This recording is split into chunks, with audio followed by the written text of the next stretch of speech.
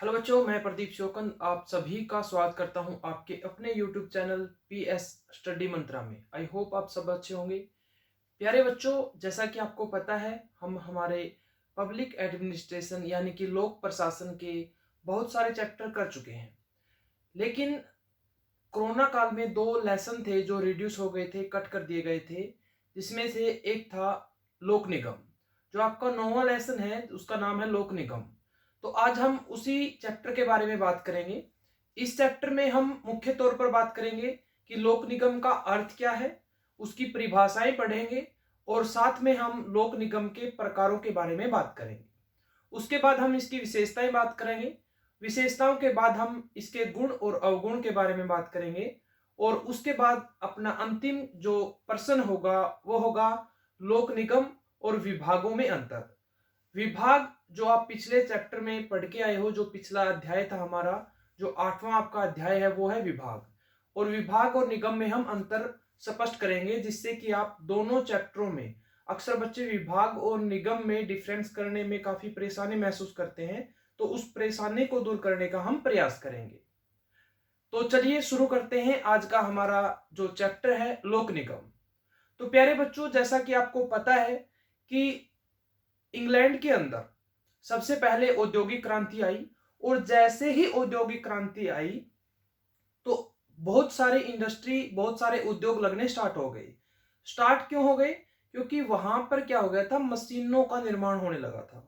आधुनिक मशीनों का निर्माण जैसे ही होने लगा तो वहां उत्पादन उत्पादन में क्या हुई, बढ़ोतरी हुई। यानी जो हम हाथ से बनाएंगे अगर चीजों को, तो उसमें काफी टाइम लगेगा और उत्पादन काफी कम होगा। लेकिन जैसे ही मशीनों के माध्यम से उत्पादन करना यानी कि चीजों को बनाना शुरू हुआ तो उत्पादन ज्यादा होने लगा और धीरे धीरे उनकी मांग भी बढ़ने लगी। यानी कि उनको प्रॉफिट क्या होने लग गया, ज्यादा होने लग गया। तो जैसे ही इंग्लैंड के अंदर औद्योगिक क्रांति आई तो उसी औद्योगिक क्रांति को ध्यान में रखते हुए वहां पर बहुत सारे उद्योग लगे। उद्योगों को संभालने के लिए उन्होंने किसकी स्थापना की? निगम बनाए, निगमों की स्थापना की। फिर इंग्लैंड से धीरे धीरे औद्योगिक क्रांति पूरे विश्व में फैली और इसी प्रकार निगम की स्थापना इंग्लैंड के बाद कहां पे हुई? अमेरिका में हुई। जिसमें एक निगम की स्थापना हुई जो सबसे पहले बनाया वो था पनामा रोड निगम। तो इसी प्रकार धीरे धीरे भारत के अंदर भी औद्योगिक क्रांति आई और औद्योगिक क्रांति के बाद यहां पर भी क्या हुआ, निगमों की स्थापना हुई। यानी कि अगर मैं बात करूं जो लोक निगम है उनकी स्थापना का मुख्य कारण क्या हुआ? औद्योगिक क्रांति। अगर हम स्थापना से क्वेश्चन लें कि लोक निगम की जो स्थापना हुई उसका मुख्य कारण क्या था, लोक निगम की स्थापना का मुख्य कारण क्या था, तो आप क्या लिखोगे? औद्योगिक क्रांति। औद्योगिक क्रांति, ठीक है ना। तो सबसे पहले औद्योगिक क्रांति कहां आई? इंग्लैंड के अंदर। कहां आई? इंग्लैंड के अंदर। तो लोक निगम की स्थापना सबसे पहले कहां शुरू हुई? इंग्लैंड के अंदर। यानी कि दो क्वेश्चन आपके बन गए यहाँ पे कि स्थापना का कारण क्या था? औद्योगिक क्रांति। और सबसे पहले औद्योगिक क्रांति कहां है? इंग्लैंड में। तो लोक निगम की स्थापना सबसे पहले कहां हुई? इंग्लैंड में। उसके बाद कहा? अमेरिका में, पनामा रोड। इस तरह से क्वेश्चन नहीं पूछेगा कि पनामा रोड जो निगम है उसकी स्थापना कहां हुई? अमेरिका में। वैसे मैंने बता दिया आपको एक आपकी नॉलेज के लिए। तो स्थापना का कारण औद्योगिक क्रांति और सबसे पहले कहां पर? इंग्लैंड में। लोक निगम की स्थापना का श्रेय किसे जाता है? इंग्लैंड में। या सबसे पहले लोक निगम की स्थापना कहां हुई? इंग्लैंड के अंदर। तो इस प्रकार आपसे क्वेश्चन पूछेगा। अगर बात करें भारत की, तो भारत में आपको पता है कि जो हमारा संविधान है उसमें जो राज्य के नीति निर्देशक तत्व हैं उसमें लिखा गया है कि ये सरकार का उत्तरदायित्व होगा कि वो राज्य को एक कल्याणकारी राज्य में परिवर्तित करने का प्रयास करेगी। और उसी को ध्यान में रखते हुए प्रत्येक सरकार का एक उद्देश्य रहता है कि अपने राज्य को, अपने देश को एक कल्याणकारी राज्य के रूप में बदले। और उसके लिए उन्होंने महसूस किया कि जैसे जैसे उद्योग, ज्यादा से ज्यादा उद्योग लग रहे हैं, उनको एक राष्ट्र हित के साथ जोड़ा जाए। यानी उन उद्योगों से न कि एक कुछ लोगों का हित हो, बल्कि पूरे राष्ट्र, पूरे देश के लोगों का हित हो। तो उसी को ध्यान में रखते हुए भारत के अंदर भी एक लोक निगम की स्थापना की गई। तो चलिए अब शुरू करते हैं हमारा पढ़ना। आज का हमारा क्वेश्चन भी ये है कि लोक निगम का अर्थ, परिभाषा और इनके प्रकारों के वर्णन करें। ठीक है ना। तो तीन बातें हम आज पढ़ेंगे। सबसे पहले लोक निगम का अर्थ पढ़ेंगे, उसके बाद हम कुछ परिभाषाएं पढ़ेंगे, उसके बाद हम इसके प्रकार पढ़ेंगे। तो सबसे पहले समाज कल्याण को ध्यान में रखते हुए, समाज कल्याण को ध्यान में रखते हुए तथा उद्योग धंधों का कार्य राज्य के नियंत्रण में, राज्य के यानी देश के नियंत्रण में चल सके, इस दृष्टि से एक नवीन संगठन का प्रारंभ किया गया जिसे सार्वजनिक अथवा सरकारी निगम कहते हैं। क्या कहते हैं? सरकारी निगम। जो मैंने अभी बताया वो बिल्कुल टिक टॉक बात है कि समाज को कल्याण को ध्यान में रखते हुए उद्योग धंधों को राज्य के नियंत्रण में रखने के लिए और पूरे देश का हित करने के लिए एक निगम बनाया गया, एक संस्था बनाई गई जिसको क्या कहा गया? सरकारी यानी कि सार्वजनिक निगम कहते हैं। सार्वजनिक निगम की स्थापना की गई। तो कारण क्या था इसके पीछे? औद्योगिक क्रांति। और सबसे पहले कहां स्थापना हुई? इंग्लैंड के अंदर। कहां पर? इंग्लैंड में। एक क्वेश्चन और स्थापना से क्या पूछा जाता है कि वास्तविक प्रतिरूप में लोक निगम की स्थापना कहां पर है, मतलब कब हुई? 1927 में। 1927 में। तो यहां से आपके स्थापना से 3 क्वेश्चन हो गए। स्थापना कहां हुई? 1927 में। कब हुई? 1927 में। कारण क्या था? औद्योगिक क्रांति। सबसे पहले कहां हुई? इंग्लैंड के अंदर। सबसे पहले कहां हुई? इंग्लैंड के अंदर। उसके बाद अगर बात करें लोक निगम का अर्थ क्या है, तो अंग्रेजी के कॉरपोरेशन शब्द का हिंदी रूपांतरण क्या है? निगम। यानी कि सिंपल सी बात है कि इंग्लिश में निगम को क्या बोलते हैं? कॉरपोरेशन। और उसको हिंदी में क्या कहेंगे? निगम। क्या कहेंगे? निगम। हिंदी में निगम का शाब्दिक अर्थ है, यानी कि जो निगम है हिंदी में जो हम निगम कहते हैं उसका शाब्दिक अर्थ है निरंतर, यानी कि कंटिन्यू, चलता रहने वाला एक व्यापारिक संगठन। क्या है? एक व्यापारिक संगठन। निरंतर चलता रहने वाला एक व्यापारिक संगठन। तो एक क्वेश्चन यहां से बन गया आपका कि लोक निगम का शाब्दिक अर्थ बताओ, या हिंदी में लोक निगम का अर्थ क्या है? तो हिंदी में लोक निगम का अर्थ क्या है? निरंतर चलता रहने वाला व्यापारिक संगठन। तो ये कैसा संगठन है? व्यापारिक। तो एक क्वेश्चन आपका यहां से बन गया कि लोक निगम है वो कैसा संगठन है? एक व्यापारिक संगठन है। कैसा संगठन है? व्यापारिक संगठन है जिसकी स्थापना का कारण क्या है? औद्योगिक क्रांति। जिसकी स्थापना सबसे पहले कहां हुई? इंग्लैंड में हुई। सबसे पहले कब हुई? 1927 के अंदर हुई। तो इस प्रकार से आपके क्वेश्चन बनेंगे और बिल्कुल टिक टॉक आपको ऑप्शन वाले में, 1 नंबर वाले में, 2 नंबर वाले में आपको ऐसे के ऐसे क्वेश्चन देखने को मिलेंगे। उसके बाद हम परिभाषाओं के बारे में बात करेंगे। अक्सर मैंने देखा है कि स्कूलों में बहुत सारे टीचर क्या करते हैं? परिभाषाओं को छोड़ देते हैं और बच्चे भी अक्सर परिभाषाओं को छोड़ देते हैं। देखो बच्चों, परिभाषाओं को पढ़ना चाहिए, जरूरी है उसका अर्थ समझने के लिए परिभाषाओं को पढ़ना, क्योंकि अलग अलग विशेषकों ने अलग अलग विचार रखे होते हैं। उनको पढ़ने से हमारे माइंड के अंदर उसके बारे में कंसेप्ट क्लियर होते हैं। तो अक्सर क्वेश्चन भी पूछे जाते हैं, 1-2 परिभाषा आपसे पूछी जा सकती है कि लोक निगम की कोई एक परिभाषा दो या 2 परिभाषा दो, या एमसीक्यू में आपसे कोई परिभाषा लिख देगा और पूछेगा कि ये लोक निगम की जो परिभाषा है किसने दी है। तो सबसे पहले हम पढ़ेंगे, अमेरिका के राष्ट्रपति थे रूजवेल्ट। क्या नाम था? रूजवेल्ट। अमेरिका के राष्ट्रपति थे रूजवेल्ट। क्या कहते हैं ये? निगम सरकार की शक्ति का जामा पहने होता है। जो निगम होता है वो सरकार की शक्ति का क्या पहने हुए है? जामा, यानी कि कवच पहने हुए है सरकार की शक्ति का। परंतु इसमें व्यक्तिगत उद्यम के समान प्रेरणा और लोचशीलता यानी फ्लेक्सिबिलिटी पाई जाती है। यानी कि एक प्राइवेट जो निजी सेक्टर का कोई उद्योग होता है या कोई कंपनी होती है या कोई निजी स्कूल होता है, यानी कि कोई भी प्राइवेट चीज होती है, जिस प्रकार उसमें समान प्रेरणा होती है, यानी कि एक मोटिवेशन होता है आगे बढ़ने का, और उसमें जो फ्लेक्सिबिलिटी होती है, उसी प्रकार निगम के अंदर भी क्या होती है? प्रेरणा होती है और लोचशीलता होती है, यानी फ्लेक्सिबिलिटी होती है आगे बढ़ने के लिए। तो इस प्रकार अमेरिका के राष्ट्रपति रूजवेल्ट ने यह परिभाषा दी कि निगम सरकार की शक्ति का जामा पहने हुए है। तो सीधी सी डेफिनेशन लिख देगा और पूछेगा किसने? तो रूजवेल्ट ने। किसने? रूजवेल्ट ने कहा कि निगम सरकार की शक्ति का जामा पहने होता है। दूसरी परिभाषा है खेरा की। किसकी? खेरा की। ठीक है ना? इन्होंने क्या कहा, इन्होंने निगम को कानूनी व्यक्ति की संज्ञा दी। क्या नाम दिया? संज्ञा यानी कि नाम। कानूनी व्यक्ति की संज्ञा दी। तो एक बार क्वेश्चन पूछा गया था आपके एग्जाम में कि निगम को कानूनी व्यक्ति की संज्ञा किसने दी? तो किसने दी? खेरा ने। किसने दी? खेरा ने। तो कैसे याद रखेंगे? कानूनी व्यक्ति का मतलब लगा लो पुलिस से। क्या? पुलिस से।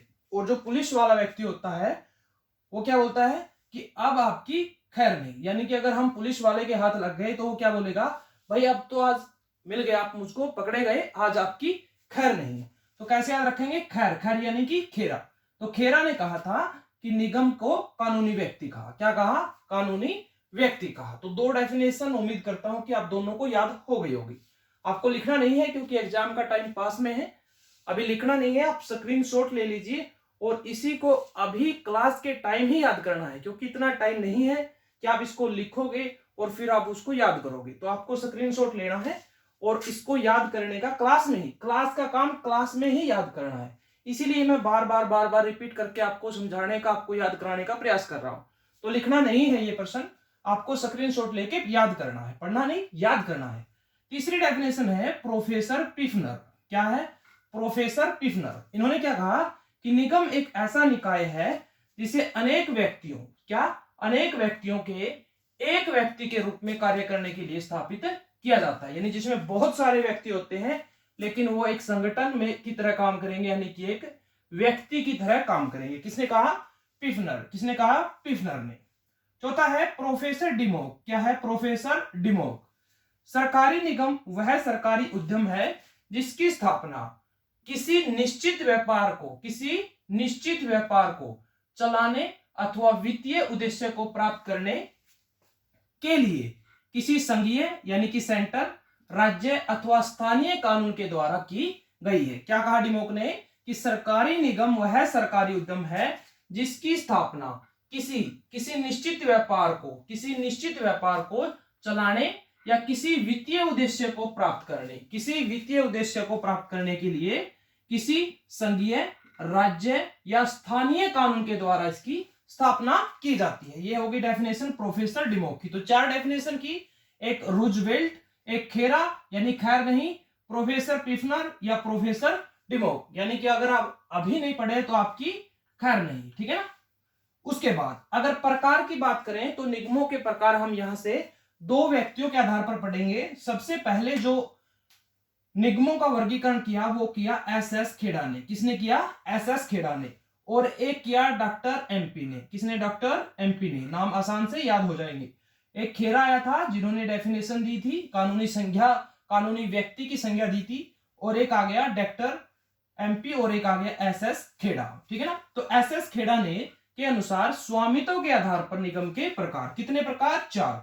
एसएस खेड़ा ने कितने प्रकार बताए? 4। एमपी ने कितने बताए? 3। कितने बताए? 3। एसएस खेड़ा ने कितने प्रकार बताए निगम के? 4 और एमपी ने 3। ठीक है? तो सबसे पहले है एसएस खेड़ा के अनुसार केंद्रीय प्रशासन के निगम। किसके प्रशासन? केंद्रीय प्रशासन के निगम। दूसरा है राज्य प्रशासन के निगम। कौन से निगम? राज्य प्रशासन के निगम। तीसरा है सुप्त स्वामित्व के निगम। किसके? सुप्त स्वामित्व के निगम। और चौथा है मिश्रित निगम। कौन से निगम? मिश्रित।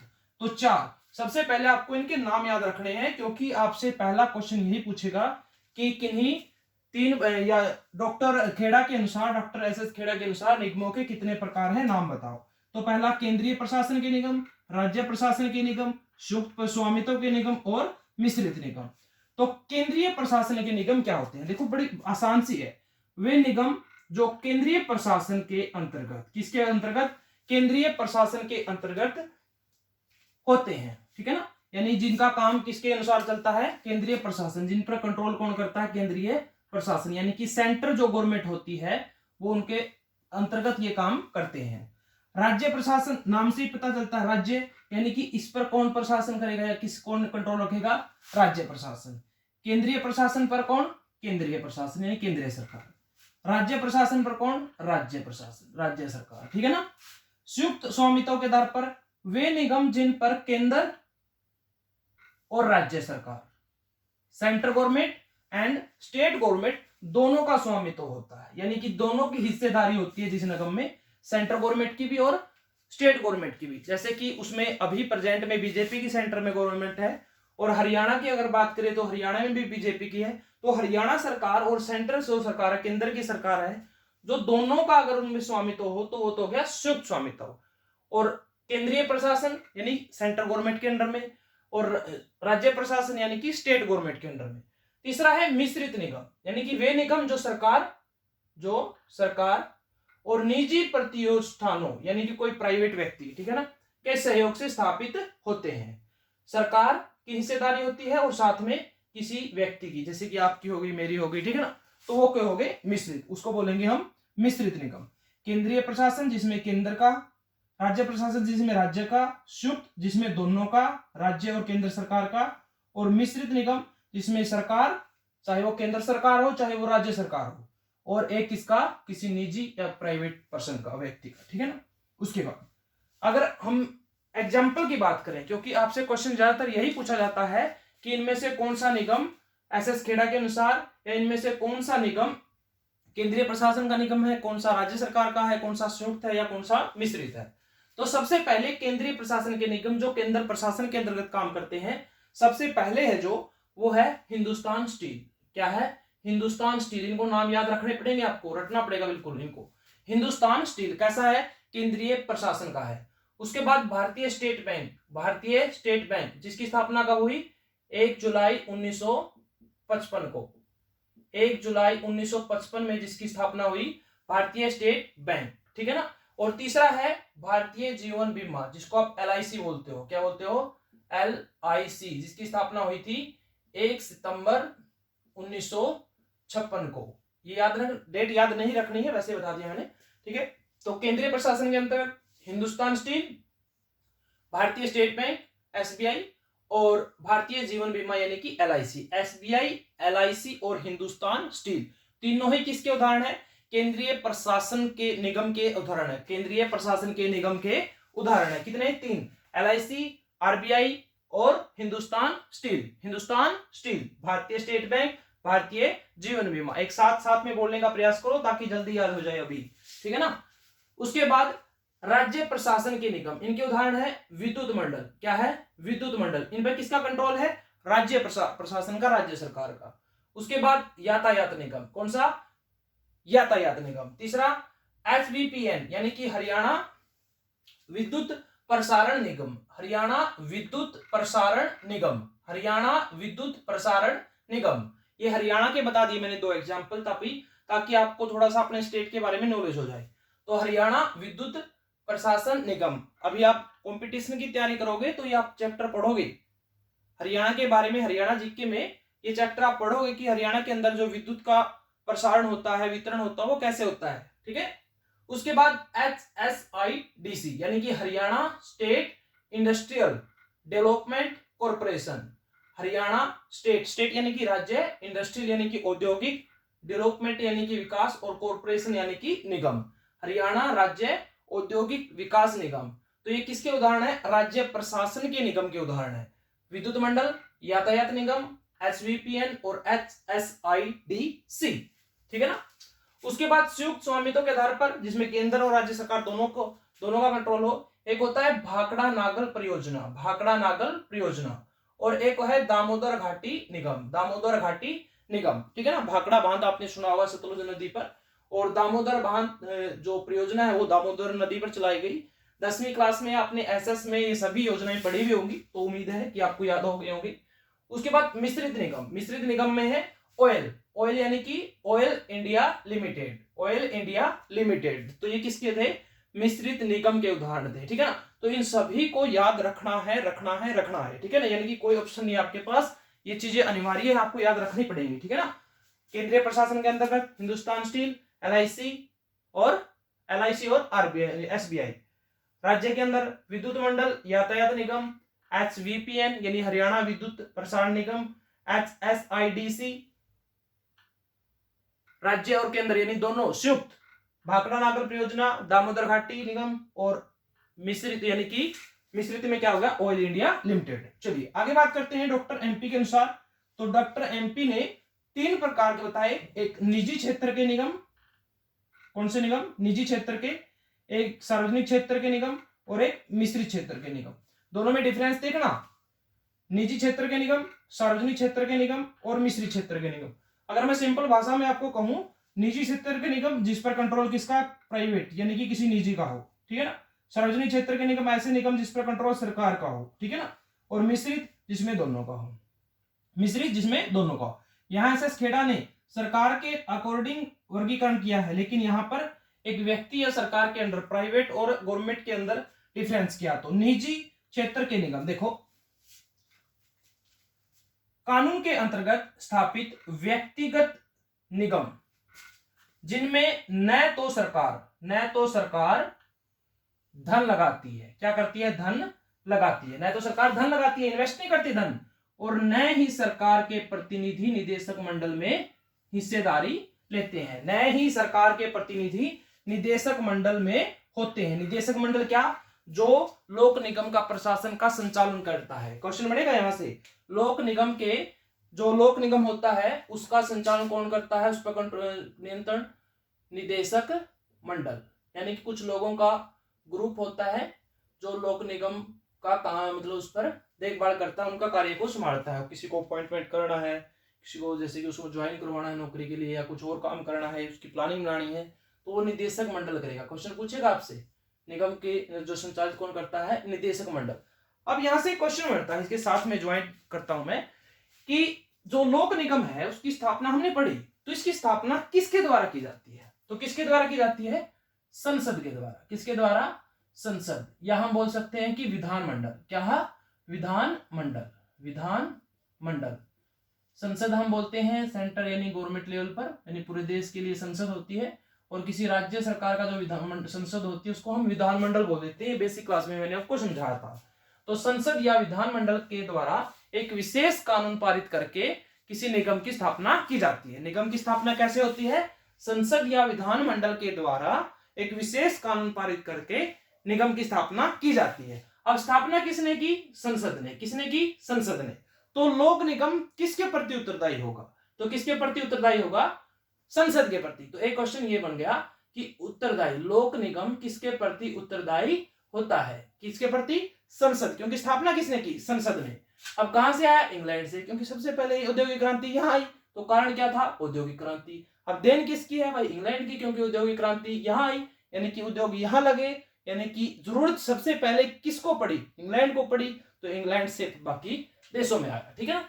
तो निदेशक मंडल, तो हम बात कर रहे थे निजी क्षेत्र की, तो कानून के अंतर्गत स्थापित व्यक्तिगत निगम, व्यक्तिगत यानी कि प्राइवेट कॉर्पोरेशन यानी व्यक्तिगत निगम जिसमें न तो सरकार धन लगाती है, सरकार कोई पैसा इन्वेस्ट नहीं करती उसमें, और न ही सरकार के प्रतिनिधि यानी सरकार का कोई भी व्यक्ति, सरकार का कोई भी बंदा प्रतिनिधि निदेशक मंडल में होता है, ठीक है ना। न तो सरकार पैसा लगाती है, न कोई उसका उसमें व्यक्ति होता है।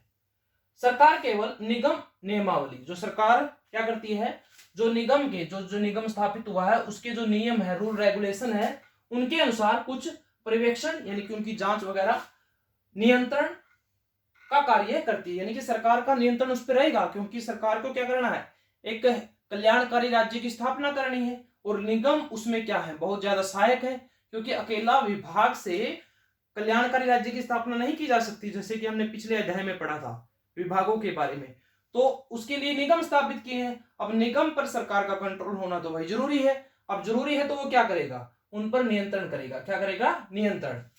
जैसे कि टाटा आयरन एंड स्टील, उदाहरण याद रखना है, उदाहरण पक्का याद रखना है। उदाहरण क्या है निजी का, Tata iron and steel company. यहां पे भी एक स्टील आया था, उसमें क्या था, केंद्रीय प्रशासन, लेकिन यहां पर Tata iron and steel company जो किस प्रकार का निगम है, निजी क्षेत्र का निगम है। किसका निगम है, निजी क्षेत्र का। Tata iron and steel company निजी क्षेत्र का निगम है। उसके बाद सार्वजनिक निगम, वे निगम जिनमें समूची पूंजी यानी कि जो निगम बनाने स्थापित करने में जो धन लगता है वो पूरा का पूरा धन या पैसा या अधिकांश यानी कि ज्यादातर यानी कि एक बहुत बड़ा अमाउंट सरकार द्वारा लगाया जाता है, तथा निदेशक मंडल जो संचालित करता है निगम को, के सभी अथवा अधिकांश यानी ज्यादातर सदस्य को सरकार द्वारा मनोनीत किया जाता है, यानी कि निदेशक मंडल में ज्यादातर सदस्य किसके, सरकार के। धन कौन लगा रही है, ज्यादातर सरकार लगा रही है, ठीक है ना। कंट्रोल कौन करेगा, सरकार करेगी, ठीक है। मनोनीत किया जाता है, जैसे कि भारतीय एयरलाइंस निगम, भारतीय एयरलाइंस निगम। दूसरा उदाहरण है भारतीय औद्योगिक वित्त निगम, भारतीय औद्योगिक वित्त निगम। और तीसरा है हथकरघा उद्योग, यानी कि हथकरघा उद्योग कौन से होते हैं, वे उद्योग जिसमें सामान हाथों से बनाया जाता है। किससे, हाथों से, मशीनों का प्रयोग नहीं होता, हाथों से सामान को बनाया जाता है। इतिहास में आपने पढ़ा हुआ, हथकरघा उद्योग हमारे काफी फेमस होते थे, हमारे हाथों के द्वारा बनाई गई चीजें विश्व में बिकती थी, ठीक है ना। चलिए, हथकरघा उद्योग तो 3 पढ़े हमने सार्वजनिक के। एक पढ़ा उदाहरण भारतीय एयरलाइंस निगम, भारतीय औद्योगिक वित्त निगम और हथकरघा उद्योग। और Tata iron and steel company किसका है, निजी क्षेत्र निगम है, ठीक है। उसके बाद मिश्रित निगम, वे निगम जिनको सरकार या तो कुछ धन लगाती है, या तो सरकार क्या करेगी, कुछ धन इन्वेस्ट करेगी, या उसके निदेशक मंडल में कुछ सदस्य या उसके प्रतिनिधि मनोनीत करेगी, प्रतिनिधि मनोनीत करती है, अथवा दोनों कार्य करती है, लेकिन उनका नियंत्रण निजी क्षेत्र के हाथों में होता है। कंट्रोल किसके हाथों में, निजी क्षेत्र के में। देखो, समझने का प्रयास करो तुलनात्मक तौर पर। निजी क्षेत्र के निगम जिसमें सरकार कोई पैसा इन्वेस्ट नहीं करती, निदेशक मंडल में उसका कोई सदस्य नहीं होता, लेकिन रूल रेगुलेशन पर बिल्कुल अपनी नजर बनाए रखती है, यानी कि कोई भी नियम ऐसा नहीं होगा जिससे कि राज्य कल्याणकारी राज्य को स्थापित करने में बाधा आए। सार्वजनिक निगम जिसमें सरकार धन लगाती है, निदेशक मंडल में जितने भी सदस्य होते हैं वो सरकार के द्वारा मनोनीत होते हैं, यानी सरकार के द्वारा अपॉइंटमेंट होते हैं। मिश्रित निगम जिसमें निजी यानी कि प्राइवेट व्यक्ति भी होता है और सरकार भी होती है, लेकिन सरकार कुछ हिस्सा धन का इन्वेस्ट करेगी और निदेशक मंडल में कुछ सदस्यों को मनोनीत करेगी, या हो सकता है कि दोनों भी करे, पैसा भी इन्वेस्ट करे और साथ में निदेशक मंडल में अपने सदस्यों को भी, लोगों को भी क्या करे, मनोनीत करे, यानी कि उसमें ज्वाइन करवाए।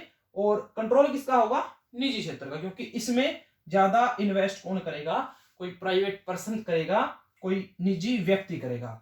तो ये थे निगम के प्रकार, ये क्या थे, निगम के प्रकार। तो यहां हमने देखो कितनी बातें सीख ली। अगर मैं सही कहूं तो आपके एग्जाम में जो क्वेश्चन आने वाला है 95% क्वेश्चन आज की इस क्लास से आ जाएगा। कुछ बचते हैं क्वेश्चन, जैसे कि एक क्वेश्चन पूछता है गुण पूछ सकता है, लोक निगम के अवगुण पूछ सकता है, एक क्वेश्चन और बचता है खासकर, और एक विभाग और निगम में अंतर। 3 क्वेश्चन है यहां से बनते हैं। तो अर्थ हमने बात की, परिभाषा हमने बात की, प्रकार के बारे में हमने पढ़ा, प्रकार के बारे में एस एस खेड़ा और डॉक्टर एमपी दोनों अलग अलग हैं। इन्होंने सरकार के आधार पर बांटा, इन्होंने किसके आधार पर, यानी कि नियंत्रण और स्वामित्व के आधार पर, लेकिन इन्होंने किसके आधार पर, सिर्फ स्वामित्व के आधार पर। जिस पर केंद्र सरकार का स्वामित्व हो केंद्रीय प्रशासन, जिस पर राज्य सरकार का हो राज्य, जिस पर दोनों का हो संयुक्त, और जिसमें एक प्राइवेट और सरकार का हो मिश्रित। एमपी ने निजी, सार्वजनिक और मिश्रित, ठीक है ना। उसके अलावा हमने बहुत सारे एग्जाम्पल पढ़े, इनको याद रखना है आपको, क्योंकि यहाँ से क्वेश्चन 100% पूछा जाता है। और एक जैसे कि मैंने इसके बताया कि स्थापना कहाँ हुई, इंग्लैंड में हुई, कारण था औद्योगिक क्रांति। भारत में किसके द्वारा, संसद के द्वारा, यानी किसके प्रति उत्तरदायी होती है, संसद के प्रति। लगभग कब तैयार हुआ, सबसे पहले लोक निगम 1927 में, और निदेशक मंडल का काम है इसको संचालित करना, ठीक है ना। तो ये था आज का हमारा जो लोक निगम है उसका पहला क्वेश्चन। तो आई होप आप सभी को समझ में आया होगा। बाकी की जो बातें हैं वो अगले क्लास में करेंगे, और अगर क्लास पसंद आई हो तो लाइक जरूर करें, शेयर ज्यादा से ज्यादा करें, और अभी तक सब्सक्राइब नहीं किया है तो सब्सक्राइब जरूर कर लें। ओके बच्चों, thank you, have a nice day, take care.